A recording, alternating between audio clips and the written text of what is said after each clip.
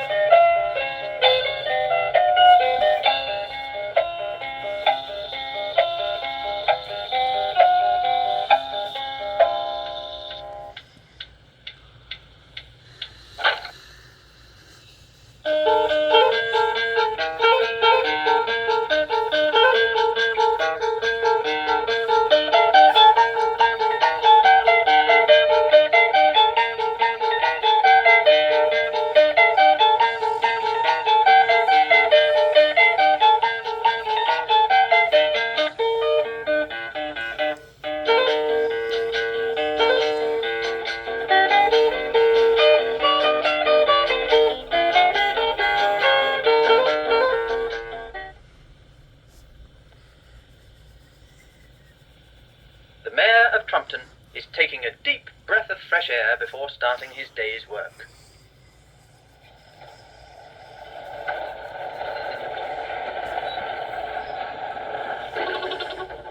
Here's Chippy Minton and his son Nibs. "Morning, Mr. Minton," calls the Mayor. "Nice day?" "Morning, Your Worship. Yes, it is." "How's business?"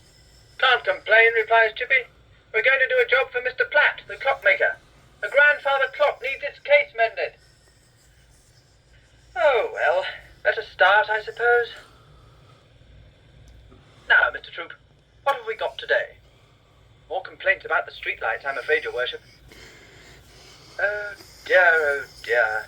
I suppose I'd better have a word with the borough engineer." "I'll get him for you," says Mr. Troop.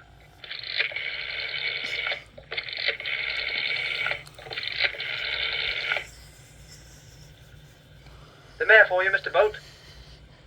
"Mr. Bolt, we've had some complaints about the lights in George Street," says the Mayor. "What's that?" Yes, lights. Lights. "I can't hear you, Mr. Bolt. There's a lot of crackling." "What?" "Yes, crackling." "No, it's no good. Try again later." "I've had the same trouble," says Mr. Troop. "Every time I ring anybody up, there's this crackling noise and I can't hear a thing." "Then it's high time something was done about it," says the Mayor. "I shall call for an engineer to deal with it."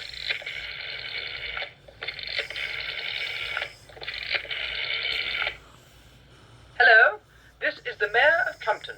I wish to report a crackling noise on my telephone."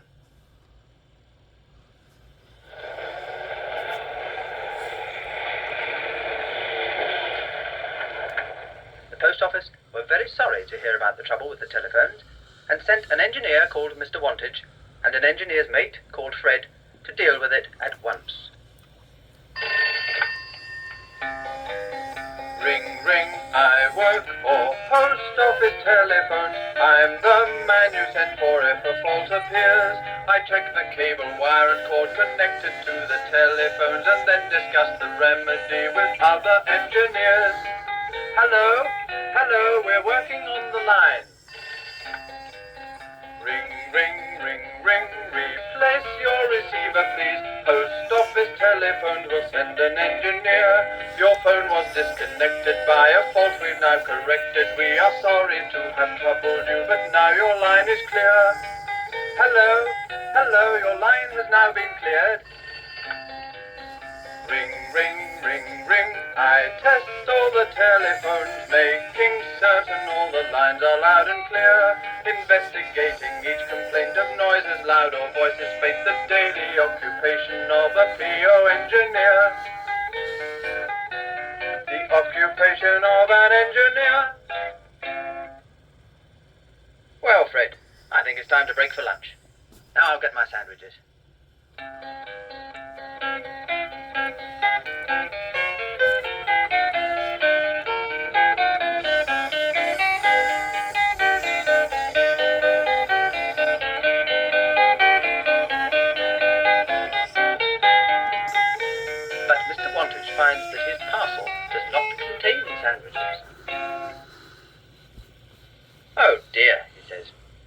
Granny's birthday present, all wrapped up for the post. I must have picked up the wrong one this morning. Look after things while I'm away, and for goodness sake, don't touch any of the wires.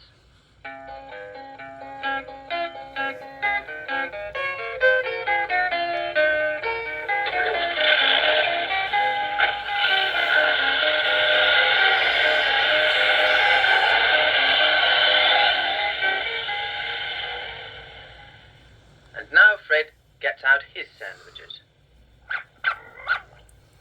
But here's Miss Lovelace. She's been for a walk with her peaks. Mitzi, Daphne, Lulu, stop tugging, darlings.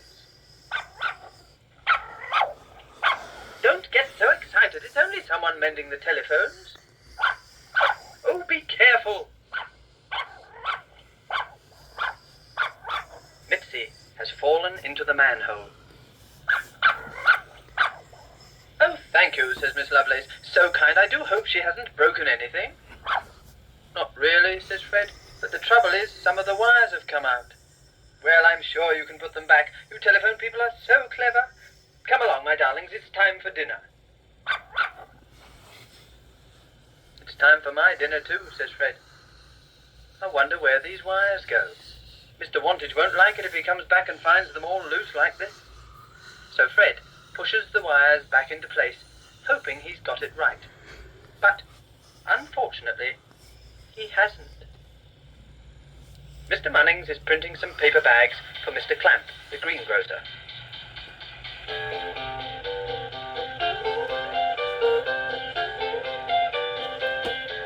He is getting ready to start the press.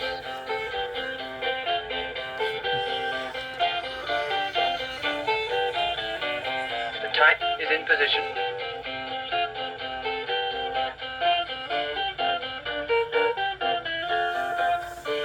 Put on plenty of sticky printing ink. Now to test the roller.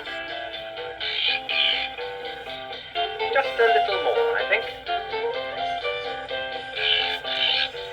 I check the pile of paper for every single sheet will be printed by the inky type with letters clear and neat.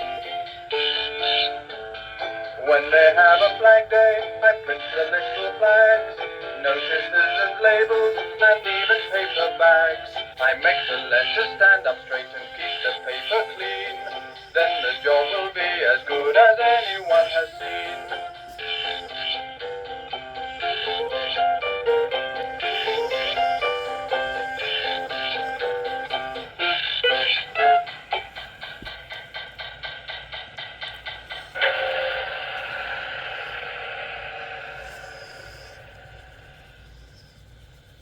There, and very nice too. Fresh at Clamp's and a picture of 2 tomatoes. I must ring up Mr. Clamp and tell him that they're ready.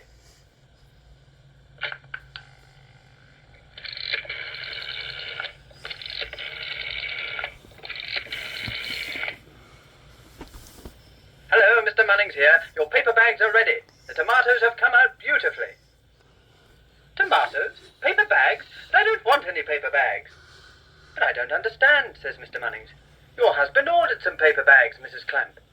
Mrs. Clamp? I'm not Mrs. Clamp, I'm Miss Lovelace. Yes, it must be a crossed line. Goodbye.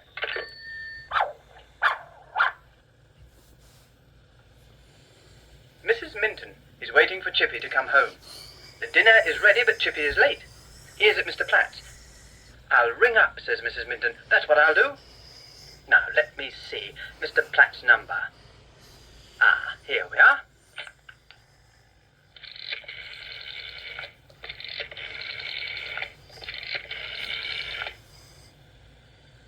Hello?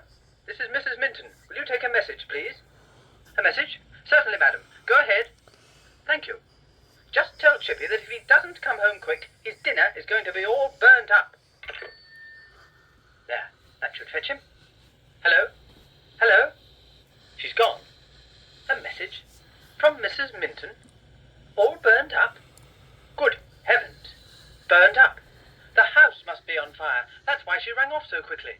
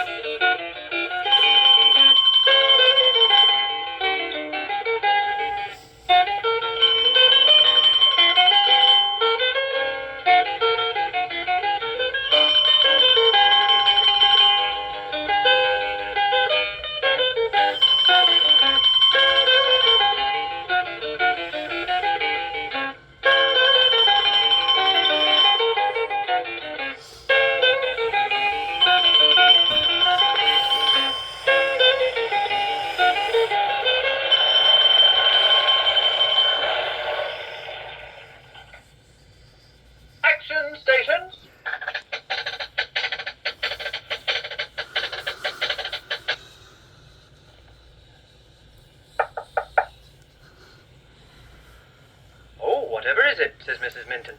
Where's the fire, madam? Asks the captain. No time to lose. Fire? What fire? The fire you reported, madam, on the telephone. Oh, no, I'm afraid you've got it wrong, says Mrs. Minton. There's no fire here, except the kitchen stove. And I didn't ring you up. Oh, there you are, Chippy. Thank goodness for that. I was afraid your dinner would be burned. That's what you said on the telephone, says Captain Flack. But I was talking to Chippy, says Mrs. Minton.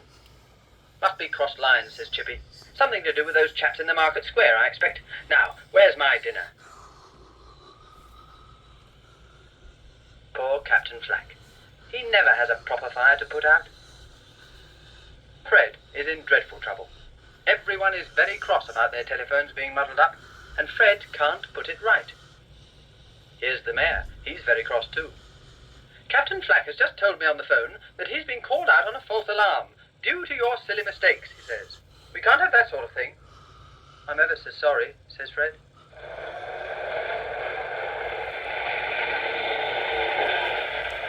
Here's Mr. Wantage at last. What's going on? Everyone looks very cross.